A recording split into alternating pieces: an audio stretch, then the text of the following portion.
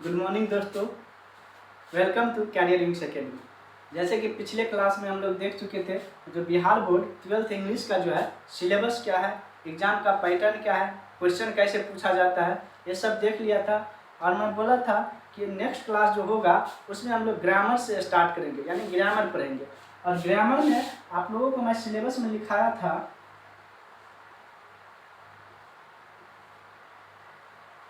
Grammar का जो syllabus था उसमें ऐसे लिखाया था नाउन, प्रोनाउन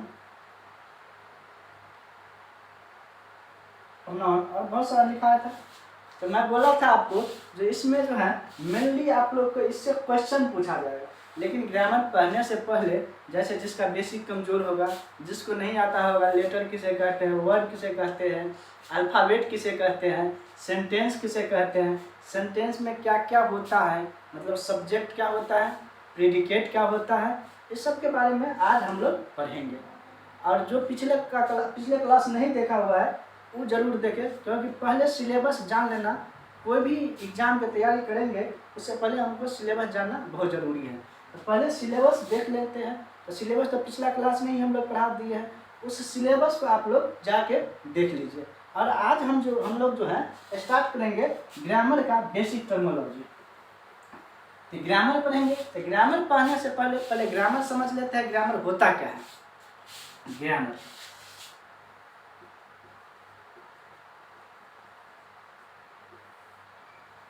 तो ग्रामर कुछ नहीं है, ग्रामर में रूल्स, बहुत सारा रूल लिखा हुआ है, बहुत सारा रूल है, बहुत सारा रूल्स है। उसी रूल्स को पढ़ लेते हैं, उसे ही ग्रामर कहते हैं। अब ये रूल्स को पढ़ने से क्या होगा, तो एक एग्जाम्पल लेते हैं हम लोग, जैसे क्रिकेट का। हम लोग सब क्रिकेट खेले हुए हैं। क्रिकेट जो खेलते हैं इसमें बहुत सारा रूल्स है, बहुत सारा क्या है, रूल्स है। इसमें भी बहुत सारा रूल्स है। क्या रूल्स है, जो बॉल फेंकेंगे विकेट में लग जाएगा, आउट हो जाएगा। मतलब बॉलर जो बॉल देगा बैटर को, तो उसमें बैट में नहीं लग के विकेट में लग जाएगा, तो क्या हो जाएगा, बैटर आउट हो जाएगा। चाहे बैटर मतलब उस बॉल को मारा और कैच उठ गया और कैच ले लिया, तब पर भी क्या हो जाएगा, आउट हो जाएगा। इसी तरह जैसे बीच में रन लेते लेते बीच में रह गया क्रिकेटर, बैटर, और दूसरा जो है फील्डर टीम का जो है कोई भी प्लेयर आकर के और विकेट में मार दिया, तो वहाँ पर भी क्या हो जाता है, रन आउट हो जाता है। जैसे बॉलर बॉल फेंकता है और एक लाइन दिया रहता है, इससे आगे आ जाता है, तो वहाँ नो बॉल हो जाता है। इसी तरह से बहुत सारा रूल है क्रिकेट के लिए, और सभी रूल को जब बना लेते हैं एक अच्छा क्रिकेट बन जाता है। क्या बन जाता है, एक अच्छा क्रिकेट बन जाता है, बढ़िया से क्रिकेट खेल सकते हैं। वो रूल नहीं रहता तो बढ़िया से क्रिकेट नहीं खेल सकते थे, यह रूल बना तो बढ़िया से क्रिकेट खेल लिया। ऐसे ग्रामर सभी भाषा का अपना अपना होता है। जैसे इंग्लिश का अपना ग्रामर है, हिंदी का भी अपना ग्रामर होता है। यदि इंग्लिश का ग्रामर में रूल दिया हुआ है, रूल्स दिया हुआ है, उस रूल्स के यदि हम लोग पढ़ लेते हैं, यानी इंग्लिश बढ़िया से हम लोग पढ़ने लगेंगे, अच्छा से लिखने लगेंगे, अच्छा से बोलने लगेंगे। जैसे क्रिकेट का रूल्स हम जान गए तो अच्छा से क्रिकेट खेल लिए, ऐसे ही इंग्लिश का जो ग्रामर है उसका रूल्स हम जान लेंगे तो इंग्लिश अच्छा से पढ़ने लगेंगे और बोलने लगेंगे, लिखने लगेंगे। देखते हैं इसका डेफिनेशन क्या होता है। तो ग्रामर किसे कहते हैं, यहाँ इसका डेफिनेशन यहाँ लिखते हैं। Grammar is a set of rules which that govern a language। मतलब समूह है। सेट मतलब क्या होता है, समूह। सेट मतलब समूह और रूल्स मतलब नियम, नियमों का समूह है, नियमों का समूह है जो जिस भाषा का ग्रामर पढ़ेंगे। यानी यहाँ लैंग्वेज लिखा हुआ है, तो लैंग्वेज कोई भी हो सकता है, चाहे इंग्लिश हो सकता है, चाहे हिंदी हो सकता है, चाहे संस्कृत हो सकता है, उर्दू हो सकता है, फारसी हो सकता है, कोई भी भाषा होगा। उस भाषा का जो है यदि हम रूल्स पढ़ लेंगे तो क्या हो जाएगा, मेरा भाषा अच्छा हो जाएगा। गवर्न मतलब क्या होता है, अच्छा। मतलब इसका मतलब हुआ ग्रामर है नियमों का समूह, ग्रामर है नियमों का समूह जो हमारी भाषा को क्या करता है, अच्छा बनाती है।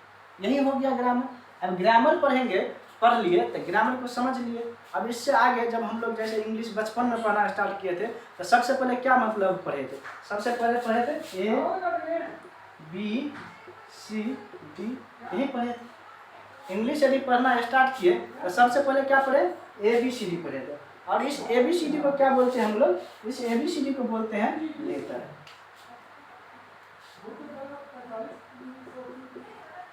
इस ABCD को बोलते हैं लेटर। यानी मतलब ABCD जो बचपन में पढ़े थे इसको लेटर बोलते हैं। सबसे पहले ABCD ही पढ़े थे, मतलब उससे कोई छोटी चीज़ नहीं थी इंग्लिश में। अंग्रेजी में पढ़ने के लिए इससे छोटी चीज़ नहीं थी। यानी इसका डेफिनेशन क्या होगा? द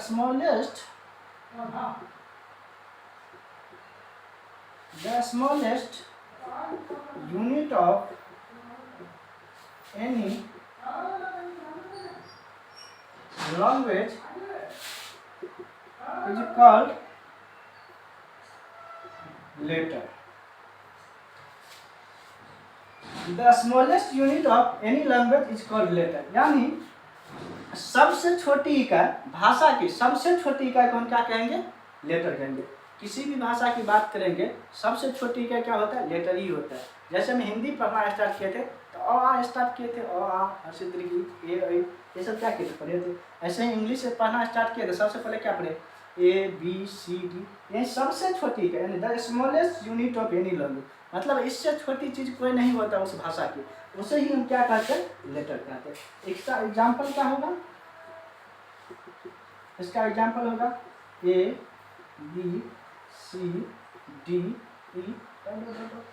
ETC, बहुत सारे, मतलब जेड तक जो भी क्या है लेटर है इंग्लिश का। अब लेटर के बाद यहाँ जब लेटर पढ़े तो लेटर कितने प्रकार का होता है?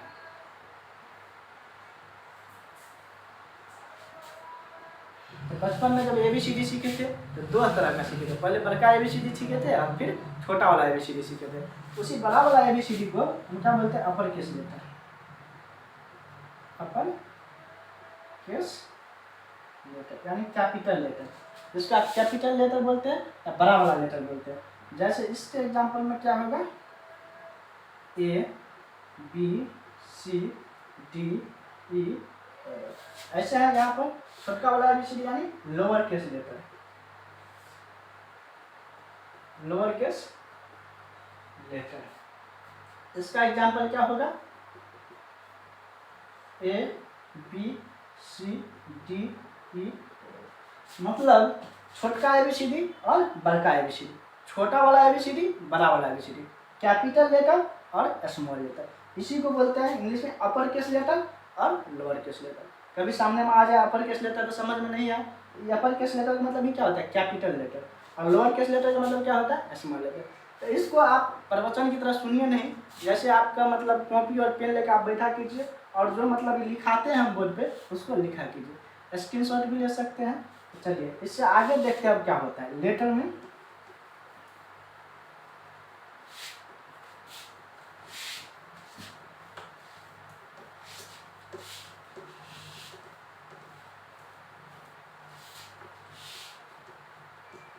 तो बचपन में फिर हम वोवेल और कॉन्सोनेंट पढ़े थे। तो वोवेल क्या होता है और कॉन्सोनेंट क्या होता है देखिए।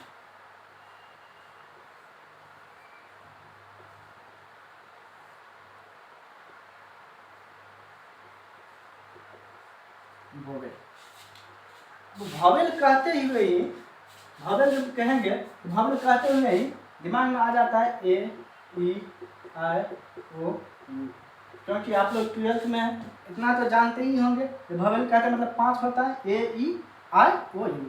अब जब बात ये दिमाग में आता है जब वोवेल कहते हैं तो ये 5 ही क्यों आता है?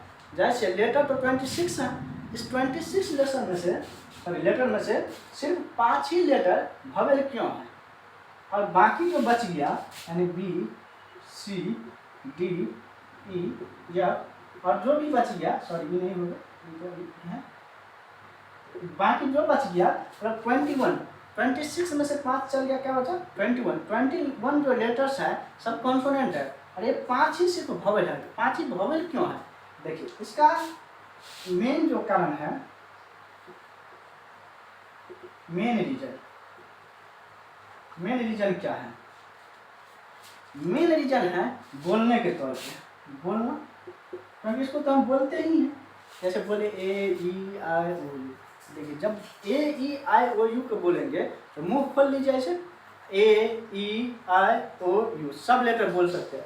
लेकिन इसके अलावा आप इसको बोलने का कोशिश कीजिए, बी बी लिप सट रहा, सी सी दांत दांत उठ बैठ रहा है, चाहे जी भी थोड़ा ऊपर जा रहा है, डी डी देखिए जी ऊपर जा रहा है, एफ फिर ओंठ सट रहा है।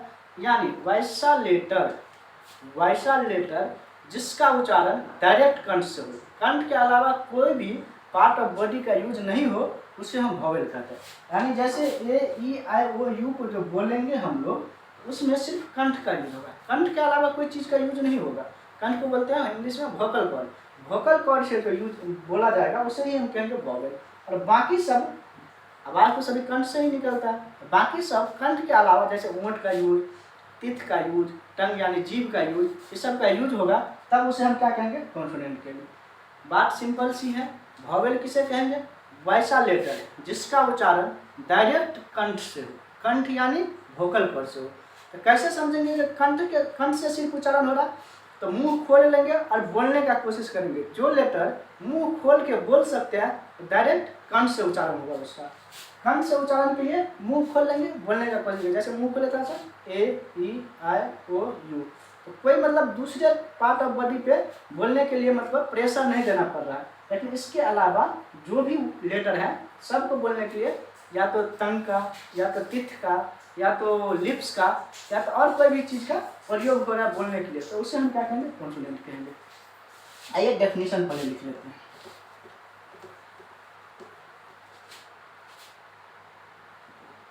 A letter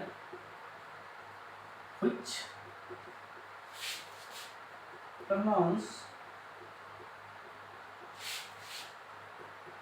with the help of vocal cord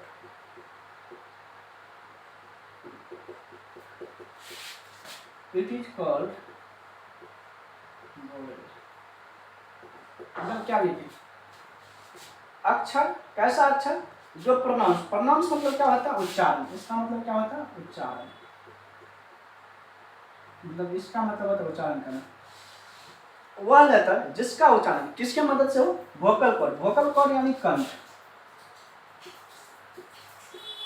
कंठ। वैसा लेटर जिसका उच्चारण डायरेक्ट कंठ से हो, उसे हम क्या कहेंगे, वॉवेल कहेंगे। जैसे इसका एग्जाम्पल, इसमें तो 5 ही हैं, ए ई आई ओ और यू। इस लेटर को आप बोलने का कोशिश कीजिएगा, मुंह खोल करके आराम से बोल सकते हैं, यानी डायरेक्ट कंठ से इसका उच्चारण होता है, इसलिए इसको क्या बोलते हैं, वॉवेल बोलते हैं। अब बात करते हैं कॉन्सोनेंट की।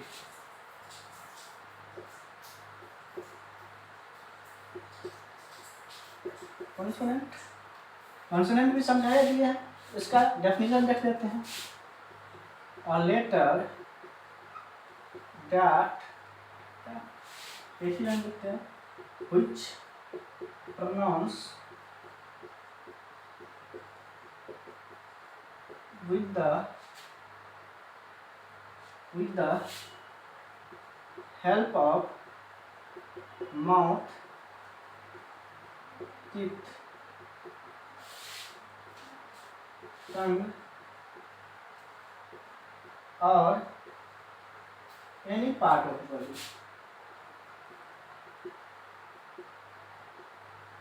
any part of body, it is called consonant। मतलब ऐसा लेटर जिसका उच्चारण, प्रोनाउंस मतलब क्या होता है, उच्चारण, उच्चारण हो हेल्प से, मदद से, किसकी मदद से, माउथ मुंह की मदद से, टीथ दांत की मदद से, टंग जीभ की मदद से, या किसी भी एनी पार्ट ऑफ, या किसी भी पार्ट बॉडी का जो पार्ट है उससे होगा कंठ के अलावा, तब उसे हम क्या कहेंगे, कॉन्सोनेंट कहेंगे। यानी वॉवेल के अलावा जो बच गया सब तो कॉन्सोनेंट ही है। इसका एग्जाम्पल क्या होगा,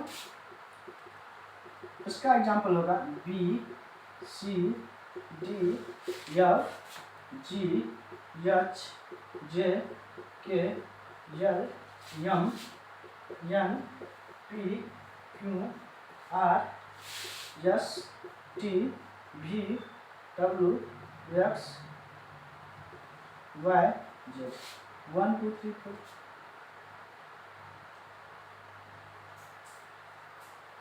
ये 21 टोटल हो गया, ये सब क्या हो गया, कॉन्सोनेंट हो गया। यानी 5 के अलावा जो बच गया सब क्या हो गया, कॉन्सोनेंट। एक बार मिला लीजिएगा, ये वाला कोई भी इसमें होगा तो नहीं होगा, मतलब इसके अलावा जो बच गया ABCD का सब क्या हो जाएगा, कॉन्सोनेंट हो जाएगा। लिख लीजिए आप लोग, इससे आगे देखते हैं।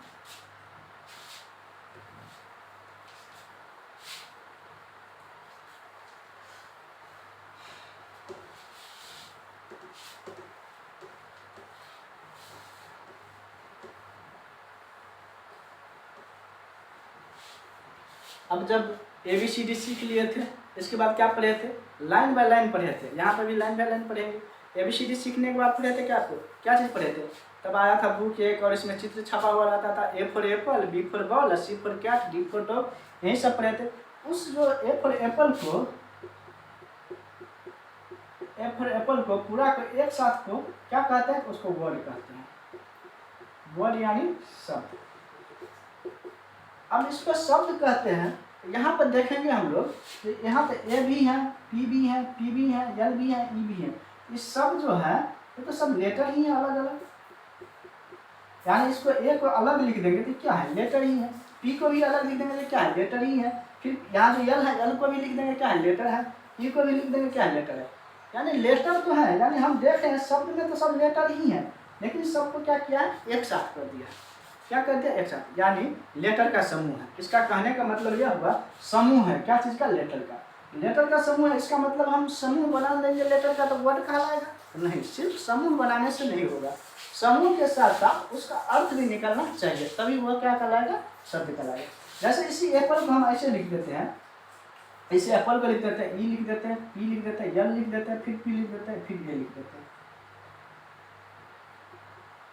अब तो इसका कोई अर्थ नहीं होता, कभी तो इस तरह का शब्द हम लोग नहीं पढ़े हैं, तो ये वर्ड नहीं कहलाएगा।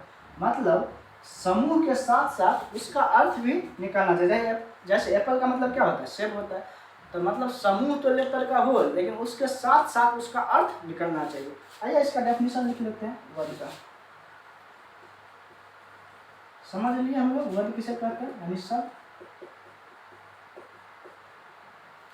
इसको निकालते हैं।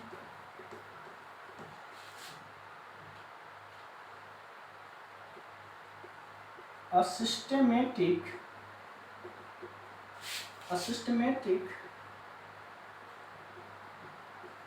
group of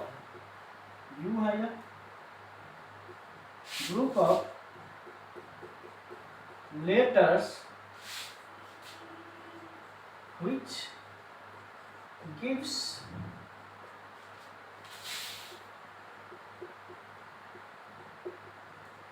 meaningful sense.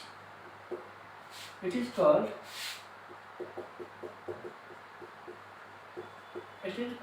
what?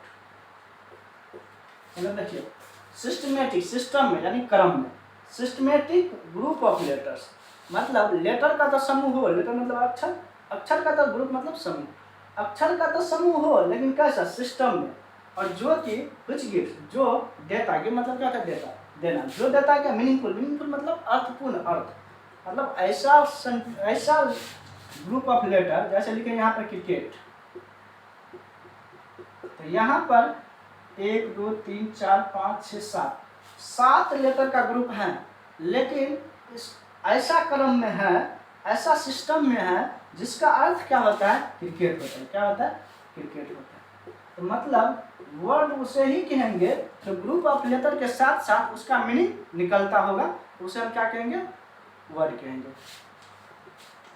इसका एग्जाम्पल एक दो लिख लेते हैं। जैसे हो गया Apple, cricket, book, play, run, यानी जो भी वर्ड है उसका अर्थ लिख रहे। जैसे एप्पल मतलब सेब होता है, क्रिकेट मतलब क्रिकेट होता है, बुक मतलब किताब होता है, प्ले मतलब क्या होता है, खेलना होता है, रन मतलब क्या होता है, दौड़ना होता है। ये सब क्या हो गया, वर्ड हो गया। जब वर्ड पढ़ लिए, वर्ड के बाद हम लोग सेंटेंस, सेंटेंस पर एक और चीज पढ़ लेते हैं, अल्फाबेट।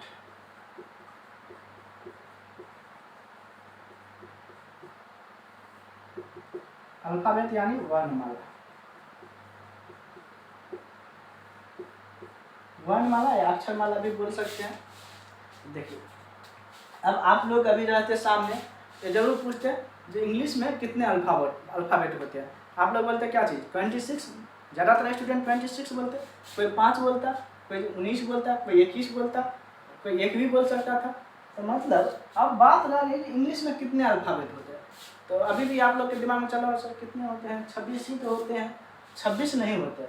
देखिए यहाँ लिखा हुआ है माला, क्या लिखा हुआ है माला, यहाँ लिखा हुआ है वर्ण, यानी वर्ण का क्या है माला है। बात करते हैं जैसे फूल माला,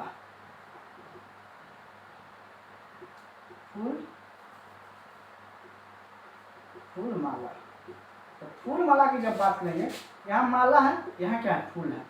अब जब माला बनता है फूल का, देखिए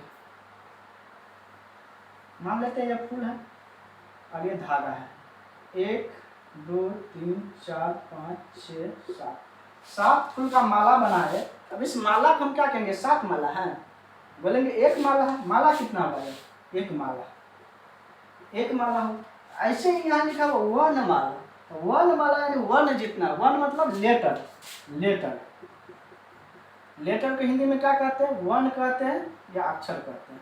तो इंग्लिश में अक्षर कितना है ए से लेकर जेड तक 26 है। इस 26 को जब माला बना देंगे यानी एक साथ जब रख देंगे उसे ही हम क्या कहते हैं वर्णमाला कहते हैं। यानी कहने का मतलब हुआ उस 26 अक्षर को जब एक साथ रखेंगे उसे ही हम क्या कहते हैं अल्फ़ाबेट कहते हैं। तो अल्फ़ाबेट भी कितना होगा एक ही होगा, चाहे किसी भी भाषा की बात करें, इंग्लिश में ही नहीं हिंदी में ही बात करेंगे तो हिंदी का जितना भी वर्ण है सभी को जब एक साथ रख देंगे वही क्या कहलाएगा वर्णमाला कहलाएगा। और कितना होगा एक ही होगा। किसी भी लैंग्वेज में वर्णमाला हमेशा एक ही होता है, इंग्लिश में भी हमेशा एक ही होगा अल्फ़ाबेट, क्योंकि यहाँ पे अक्षरों का जब पूरा सब यहाँ पे क्या था, यहाँ पे भी अक्षर का समूह था, ग्रुप ऑफ लेटर्स था, लेकिन यहाँ पूरा नहीं था, किसी भी 2 4 5 का जिसका मीनिंग निकलता हो। लेकिन ऐसे यहाँ पे नहीं है। पहले डेफिनेशन लिख देते हैं। An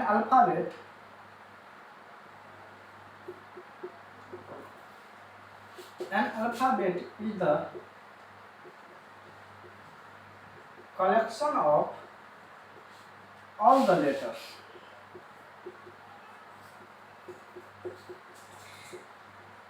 example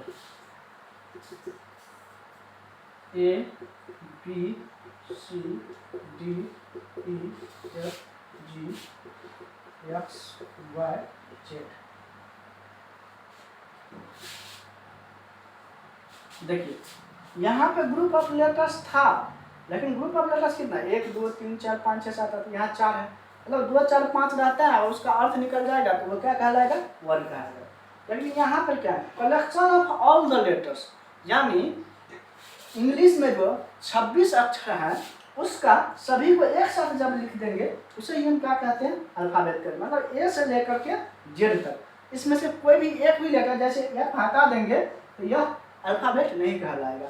यानी 26 का 26 पूरा लेटर होना जरूरी है। यदि 26 लेटर्स हो जाएगा तब यह क्या कहलाएगा अल्फ़ाबेट कहलाएगा। समझ गए।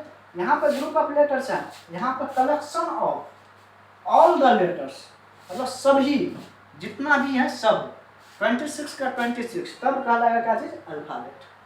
तो ठीक है, इससे आगे देखते हैं अब क्या होगा। अल्फ़ाबेट भी समझ ही गए होंगे आप लोग।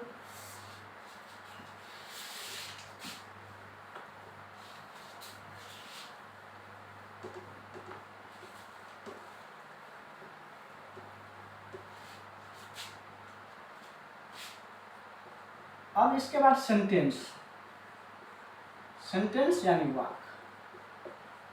पहले इसका डेफिनेशन लिख लेते हैं तब समझाएंगे हम।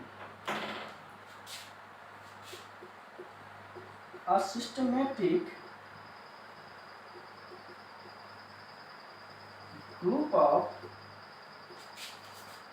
words which gives meaningful sense.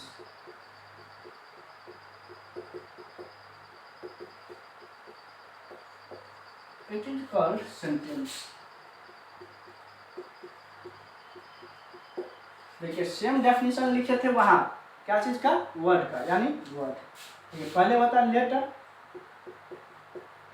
तब होता है वर्ड, तब होता है सेंटेंस। तो यहाँ जो है लेटर तो सबसे छोटी इकाई था, तो कोई चीज़ से मिलने से नहीं बनता था। वर्ड क्या था? वर्ड था यहाँ पर कलेक्शन ऑफ,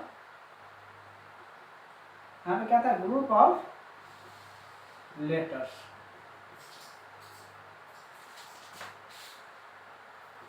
यहाँ पे क्या होगा? Group of words. मतलब लेटर का जब समूह बना और इसका क्या निकलना चाहिए? अर्थ निकलना चाहिए, मीनिंग। सेम इसका भी क्या निकलना चाहिए? मीनिंग। देखिए एक लाइन में दोनों चीज मैं समझा दिया, अब लिख सकते हैं, कोई दिक्कत नहीं। Letter, group of letters word कहलाएगा, इस वर्ड का क्या निकलना चाहिए? मीनिंग निकलना चाहिए। ऐसे है ग्रुप ऑफ वर्ड्स तो क्या कहलाएगा? सेंटेंस। लेकिन इस सेंटेंस का भी क्या होना चाहिए? मीनिंग निकलना चाहिए। ऐसा नहीं लेटर का, सॉरी, वर्ड का तो समूह हो लेकिन उसका अर्थ नहीं निकलता हो, तब वह सेंटेंस नहीं कहलाएगा। जैसे एग्जाम्पल के तौर पर देखते हैं हम लोग, अभी आप लोगों को सेंटेंस बनाने में दिक्कत होगा, लेकिन कोई बात नहीं है, आगे हम लोग टेंस पढ़ेंगे तो वहाँ सेंटेंस बनाना आराम से सीख जाएगा, कोई दिक्कत नहीं। अभी मैं हिंदी और इंग्लिश दोनों लिखता हूँ। जैसे राम आम खाता है, राम आम खाता है, बहुत सिंपल सेंटेंस है। इसका क्या होगा इंग्लिश में? Ram it's a mango, Ram it's a mango. यहाँ देखिए एक सेंटेंस, सॉरी एक वर्ड हो गया, दो वर्ड हो गया, तीन वर्ड हो गया, इस तीन को मिला करके एक सेंटेंस बना। और इसका अर्थ क्या होता है? राम आम खाता है।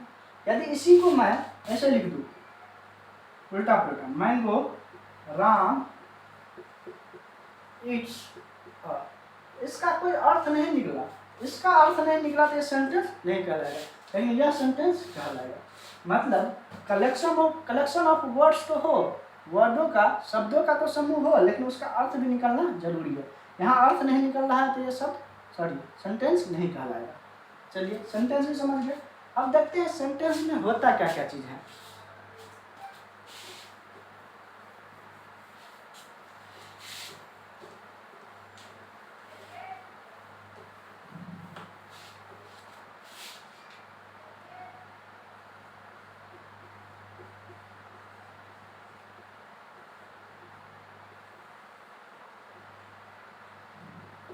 कितना भी बड़ा सेंटेंस हो, कितना भी बड़ा सेंटेंस हो, यहाँ से लेकर के पाकिस्तान तक, तब पर भी उसमें दो ही चीज होगा, एक होगा सब्जेक्ट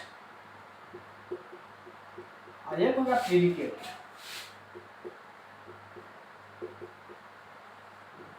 एक होगा सब्जेक्ट और एक होगा प्रेडिकेट, दो ही चीज होगा,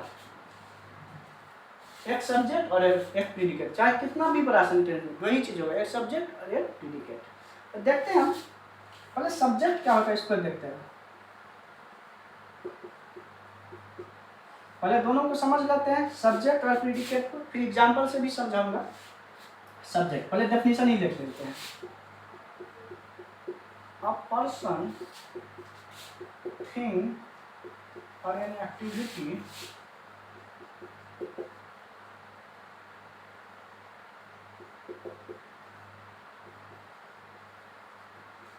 a person, thing or an that we talk about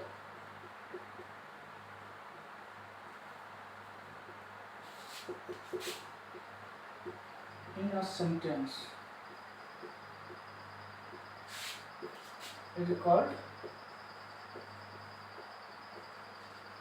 subject। मतलब कोई भी आदमी का नाम हो, चाहे कोई भी थिंग हो, मतलब कोई भी मतलब आदमी हो, पर्सन हो, कोई भी थिंग हो, या कोई भी एक्टिविटी यानी गतिविधि हो। जैसे मतलब गतिविधि का मतलब आगे समझाता हूँ मैं, गतिविधि हो जिसकी बात हम सेंटेंस में करते हैं, मतलब सिंपल सी बात है, जिसकी बात सेंटेंस में हो उसे हम क्या कहेंगे? सब्जेक्ट कहेंगे। पहले डेफिनेशन था कर्ता, मतलब सब्जेक्ट मतलब क्या होता है? कर्ता भी कहते हैं हिंदी में इसको, ठीक है। क्या कहते थे पहले?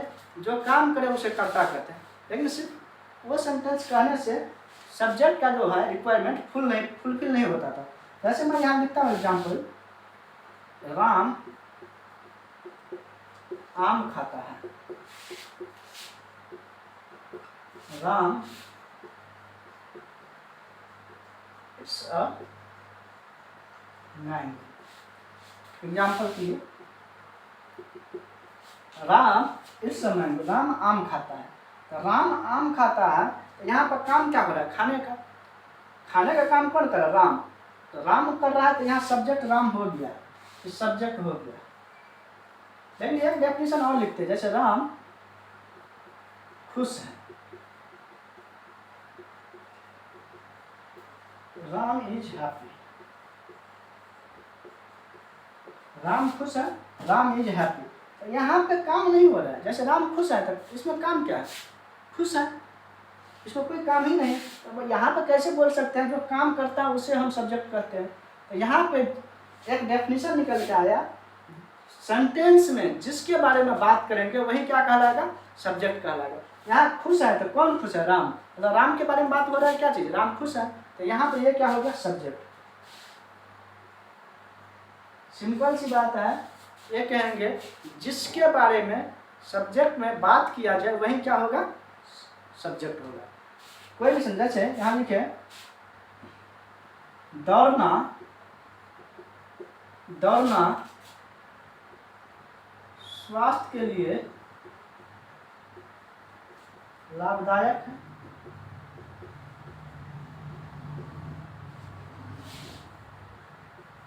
Running is good for health, good for health. आप लोग को टेंशन लेने की जरूरत नहीं। सर ये सेंटेंस हमसे कहाँ बन रहा है? तो आपसे आराम से बनेगा, लेकिन थोड़ा दिन इंतजार कीजिए, वहाँ पे बताएंगे। अभी तो बस समझना है जो सब्जेक्ट क्या होता है, ऑब्जेक्ट क्या होता है, प्रेडिकेट क्या होता है, वर्ब क्या होता है, सब धीरे धीरे समझेंगे, तब फिर बनाना सीखेंगे जो बनता कैसे है। तो आपको टेंशन लेने की कोई जरूरत नहीं। अब देखिए, हम जो यहाँ गतिविधि लिखे थे, एक्टिविटी, एक्टिविटी मतलब क्या? गतिविधि।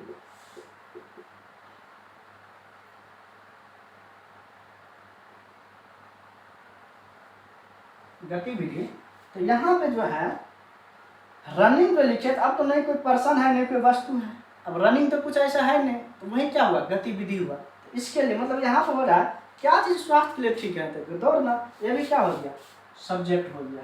अब एक कैसा सब्जेक्ट है? वर्ब में पढ़ाएंगे, जिरंड क्या होता है? आएगा तो पढ़ाया जाएगा। आईएनजी वाला संज्ञा, तो रन मतलब दोनों होता है, इसमें आईएनजी लगा दिए, तो वर्ब है, तो वर्ब कैसे सब्जेक्ट हो गया? बताएंगे जब आएगा सब्जेक्ट, मतलब वहाँ पर पढ़ाएंगे वर्ब, तो वहाँ बताएंगे।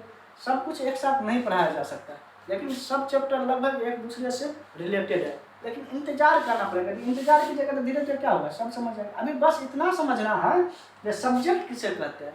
तो जिसके बारे में हम सेंटेंस में यानी वाक्य में बात करेंगे उसे ही हम सब्जेक्ट कहते हैं। यहाँ पर राम आम खाता है, तो खाता कौन है? राम। राम हो गया सब्जेक्ट। यहाँ राम खुश है, तो खुश कौन है? राम। यहाँ पर बात हो रहा है दौड़ना स्वास्थ्य के लिए लाभदायक है। लाभदायक क्या है? दौड़ना। तो दौड़ना हो गया क्या? सब्जेक्ट। मतलब जिसके बारे में बात करेंगे वही क्या हो जाएगा? सब्जेक्ट हो जाएगा। अब आगे देखते हैं प्रीडिकेट क्या होता है।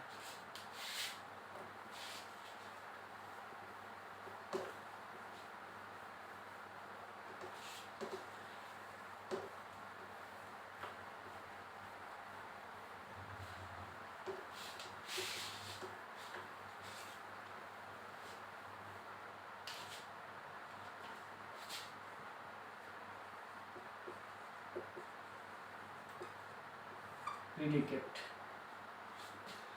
हम बोले थे अभी थोड़ा देर पहले, सब्जेक्ट में सॉरी सेंटेंस में दो ही चीज होता है, एक तो सब्जेक्ट होता है और एक प्रीडिकेट होता है। तो सब्जेक्ट समझ लिए और प्रीडिकेट समझ लेते हैं। पहले डेफिनेशन लिख लेते हैं। Predicate is a part of a sentence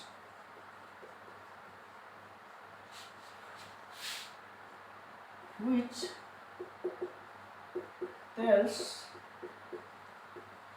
something about the subject।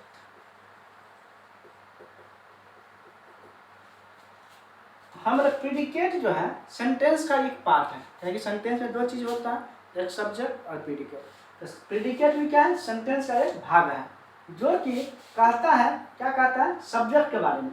मतलब सब्जेक्ट के बारे में जो और जानकारी देगा उसे ही हम क्या कहेंगे? प्रीडिकेट कहेंगे। पहले एग्जाम्पल लिखते हैं तब इसको हम समझेंगे। जैसे अभी लिखे थे वही एग्जाम्पल लिखते हैं, राम आम खाता है। अभी सिंपल ही एग्जाम्पल लेते हैं क्योंकि दिक्कत नहीं हो समझने में, बहुत सारा लोग को आता भी होगा राम आम खाता है, इसीलिए बड़ा बड़ा एग्जाम्पल लेके क्या करेंगे, जब टेंस पढ़ेंगे तो बड़ा बड़ा बनाएंगे। Ram it's a mango. यहाँ पे मतलब बोले जिसके बारे में बात होगा वही क्या होगा, सब्जेक्ट होगा। यहाँ आम खाने का बात की, कौन आम खा रहा है, तो राम, राम हो गया सब्जेक्ट। अब यहाँ पे जो डिफिनेशन है, बोले प्रेडिकेट क्या है, सब्जेक्ट का भाग है, प्रेडिकेट क्या है, सेंटेंस का भाग है जो सब्जेक्ट के बारे में बताता है। तो यहाँ सब्जेक्ट के बारे में क्या बताया, राम क्या करता है, आम खा रहा है, राम आम खा रहा है, राम आम खा रहा है। यही आम खाना यहाँ से यहाँ तक क्या होगा, प्रेडिकेट हो गया। अब सब्जेक्ट मतलब इससे डेफिनेशन से मतलब थोड़ा सा कभी कभी अभी शुरू है, प्रेडिकेट आज से पहले कभी पढ़े नहीं थे, समझने में दिक्कत हो रहा होगा, तो दिमाग लगाइए आप। हम बोले जो सेंटेंस में दो ही चीज होता है, एक तो होता है सब्जेक्ट, एक होता है प्रेडिकेट। सब्जेक्ट पहचानने में तो कोई दिक्कत नहीं है, जिसके बारे में बात होगा वही सब्जेक्ट होगा। जैसे वह खेलता है, कौन खेलता है, वह सब्जेक्ट हो गया। मेरी माँ खाना बनाती है, तो कौन खाना बनाती है, मेरी माँ, तो मेरी माँ क्या हो गया, सब्जेक्ट हो गया। सब्जेक्ट पहचान लिया।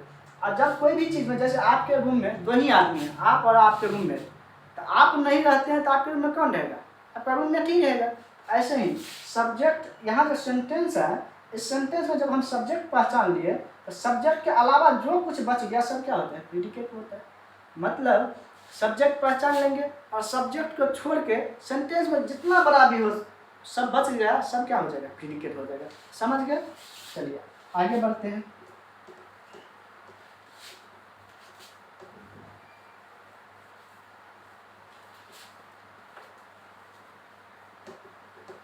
अब है टाइप्स ऑफ सेंटेंस।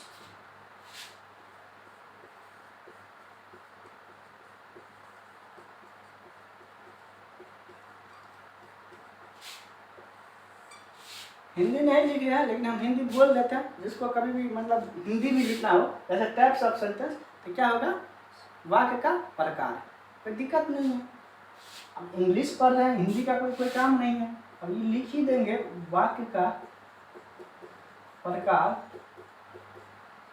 इससे क्या समझना है, कुछ नहीं, कैंस सब जानता है, चाहे टाइप्स मतलब सब जानता है कितने प्रकार का है सेंटेंस। सेंटेंस मेनली 5 प्रकार का होता है।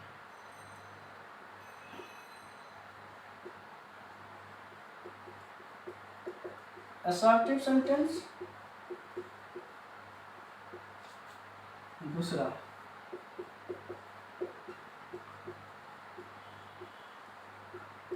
Interrogative sentence,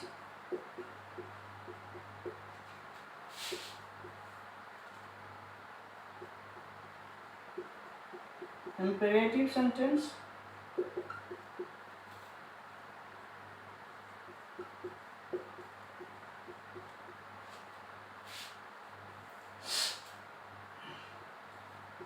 optative,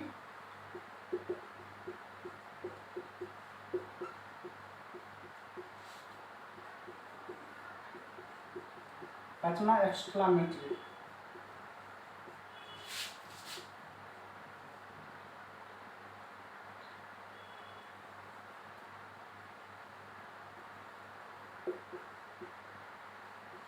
exclamatory sentence. तो सेंटेंस जो है 5 प्रकार का होता है।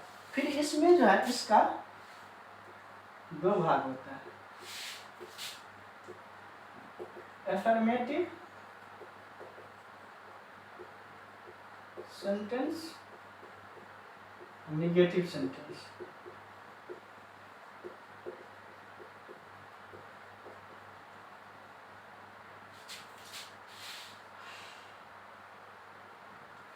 फिर इसका भी 2 प्रकार होता है, यस या नो क्वेश्चंस और WH क्वेश्चंस। अब बोलेगा सर ये सब होता क्या है, असर्टिव क्या होता है, इंट्रोगेटिव क्या होता है, इंपरेटिव क्या होता है, optative, exclamatory, affirmative, negative, yes या नो। इसको जो है हम लोग धीरे धीरे पढ़ेंगे। धीरे धीरे मतलब जिस टॉपिक में जिसका यूज होगा वही पढ़ेंगे। अभी पढ़ लेंगे तो भूल भी जाएंगे, और भूल जाएंगे फिर आगे पढ़ना पड़ेगा। वो सब तो मतलब आगे यूज बहुत कम ही है, सब्जेक्ट सबका यूज है लेकिन उतना याद रहेगा। लेकिन ये सब जब सब पढ़ लेंगे तो भूल जाएंगे, तो वहाँ पढ़ेंगे तो याद रहेगा। जैसे असर्टिव और इंट्रोगेटिव, इसको टेंस में पढ़ेंगे। ये सब को वॉइस और नरेशन में पढ़ेंगे। एक जगह कहीं पर भी पढ़ लेंगे, पहले वॉइस पढ़ाएंगे तो वॉइस में ही, चाहे नरेशन पढ़ाएंगे तो वहाँ नरेशन में ही, मतलब इसका यूज वहाँ पर है, तो वहीं हम लोग पढ़ेंगे। अभी बस इतना जान लीजिए कि सेंटेंस जो है 5 प्रकार के होते हैं, assertive, interrogative, imperative, optative, exclamative. और असर्टिव का भी 2 भाग है, अफर्मेटिव, नेगेटिव। इंट्रोगेटिव का भी 2 भाग है, यस या नो और डब्ल्यूएच। हिंदी लिखना है तो लिख भी सकते हैं। इस सब का तो मतलब बताएंगे भी। ऐसे इसका मतलब होता है कथनात्मक या साधारण, प्रश्नवाचक, इंपरेटिव में आज्ञाकारी होता है। ये सब मतलब लिखेंगे। अफर्मेटिव मतलब क्या होता है, सकारात्मक।